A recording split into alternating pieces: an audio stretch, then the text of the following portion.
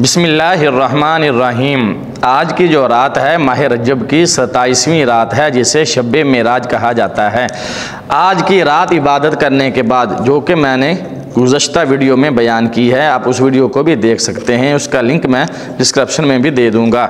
वो रात आप इस रात को वो इबादत करें, वो नमाज़ पढ़ें जो मैंने पिछली वीडियो में बताई है। उसके बाद सुबह उठकर आप रोज़ा रखें। इस रोज़े की बड़ी फजीलत है, बड़ी बरकत है और इसका बड़ा अजर व सवाब है।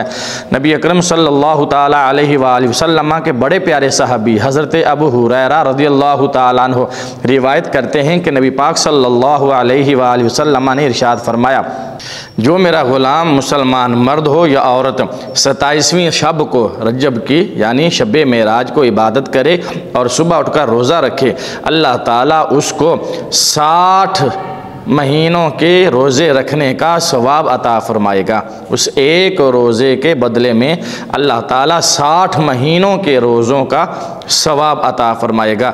दूसरी रिवायत हज़रत अनस रज़ियल्लाहु ताला अन्हु से है कि नबी अकरम नूर मुजस्सम सल्लल्लाहु अलैहि वसल्लम ने इरशाद फरमाया, जो मेरा ग़ुलाम मुसलमान उम्मती मर्द हो या औरत इस रात को इबादत करे जो मैंने गुज़श्ता वीडियो में बयान की है, जिसका लिंक मैंने डिस्क्रिप्शन में दे दिया है।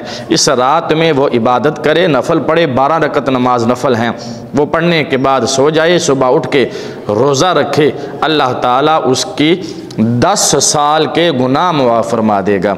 एक रोज़ा रखने की बरकत से अल्लाह ताला 10 साल के गुनाह मुआफ़ फरमा देगा। तो कोशिश कीजिए कि रात को इबादत करें, जो कि आज की रात है, माह रजब की 27वीं रात है, शब-ए मेराज की रात है, और सुबह उठकर रोज़ा रखें। इंशाअल्लाह अल्लाह ताला 10 साल के गुनाह मुआफ़ फरमा देगा। वीडियो अच्छी लगे तो लाइक और शेयर ज़रूर कीजिएगा। अस्सलामु अलैकुम।